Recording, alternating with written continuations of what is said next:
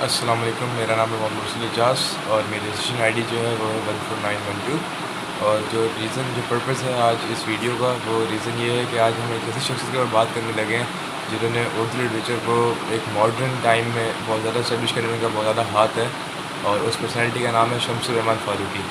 तो आज जो हमारी वीडियो है वो है शम्सुर रहमान फ़ारूकी के ऊपर। तो शुरू करते हैं शम्सुर रहमान फ़ारूकी के इंट्रोडक्शन से। तो जो शम्सुर रहमान फ़ारूकी थे वो पैदा हुए थे इंडिया में, उत्तर प्रदेश में, आज़मगढ़ में, और 30 सितंबर 1935 को वो पैदा हुए थे।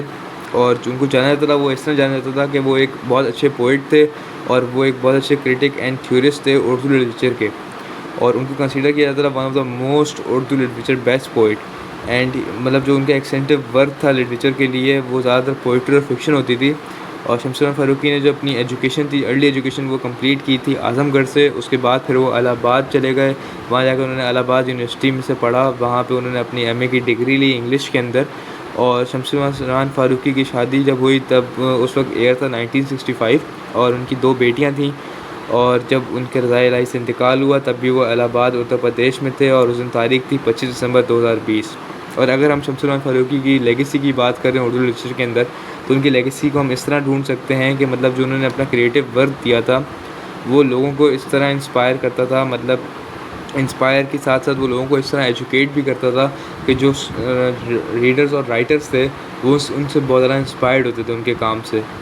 उसके बाद हम अगर उनके लिटरेचर करियर के ऊपर बात करें तो मतलब जो उनकी पोइट्रीज़ वगैरह होती थी वो ज़्यादा फिक्शन के ऊपर होती थी, लेकिन जो उनके और वो डीपली इन्फ्लुएंस होती थी बाय क्लासिक उर्दू पोइट्री, मतलब वो बहुत ज़्यादा उर्दू पोइट्री की से बहुत ज़्यादा वो इन्फ्लुएंस होते थे और वो उसके ऊपर लिखते थे।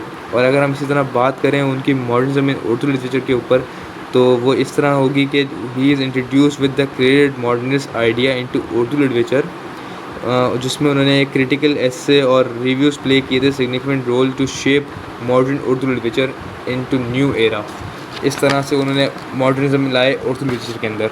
और अगर इस तरह ही हम बात करें तो उनकी एक फेमस नावल था शब खून, जो उन्होंने 1966 में लिखा था।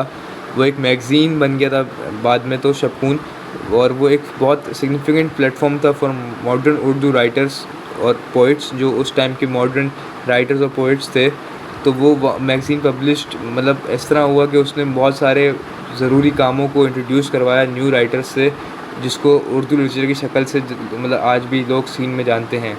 और जो उनके मेजर वर्क्स थे उनमें उनका एक बहुत जो इंस्पायर्ड होकर उन्होंने मीर तकी मीर से उनको कंसीडर करके लिखा था, वो एक नावल था शेर शेर अंगाज़, जो एक मोनूमेंटल था 4 वॉल्यूम स्टडीज़ का।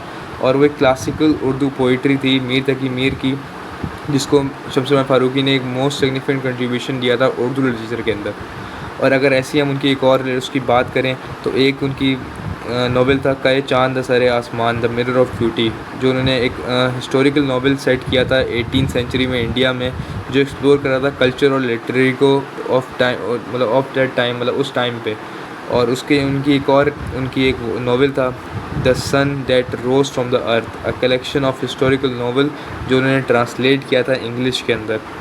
और अगर इसी तरह हम उनकी बात करें उनकी कंट्रीब्यूशन और लेगेसीज़ की, तो उनकी कंट्रीब्यूशन और लेगेसी को हम इस तरह देखेंगे उर्दू लिटरेचर के अंदर के जो शमसुर रहमान फ़ारूकी थे उन्होंने एक इस तरह क्लासिकल उर्दू पोइट्री को ब्रिंग किया न्यू इनसाइट से into the work of poet like Mir Taqi Mir and Mirza Asadullah Khan Ghalib. ये दोनों बहुत ही मतलब अच्छे जाने माने पोइट हैं, आप इनको जानते ही होंगे। तो मतलब वो इस तरह का काम करते थे इंस्पायर्ड होकर मीर तकी मीर और मिर्ज़ा असदुल्ला गालिब से। और जो उनका इन्फ्लुएंस था राइटर्स के ऊपर वो इस तरह था कि जो शमसुर रहमान फ़ारूकी थे वो इस तरह न्यू जनरेशन को इन्फ्लुएंस कर रहे थे, उर्दू राइटर्स को इस तरह इन्फ्लुएंस कर रहे थे कि मतलब वो उनको एक नए नए आइडियाज़ दे रहे थे, जो जिसको वो स्टडी करके मतलब जिससे वो मतलब खुद भी एजुकेट होते थे और वो उनको बहुत ज़्यादा रिस्पेक्ट भी करते थे।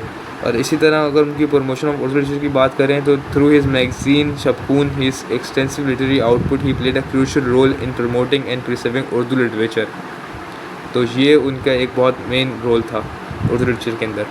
बात करें शमसुर रहमान फ़ारूकी के अवार्ड्स और हॉनर्स के ऊपर, तो जिनको पहला अवार्ड जो मिला था वो मिला था सतिया अकीदाम का अवार्ड, जो कि उनके क्रिटिकल वर्क के ऊपर मिला था, जो कि उन्होंने कंसीडर करके मीर तकी मीर को एक अपना नावल लिखा था, उसके ऊपर उनको पहला अवार्ड मिला।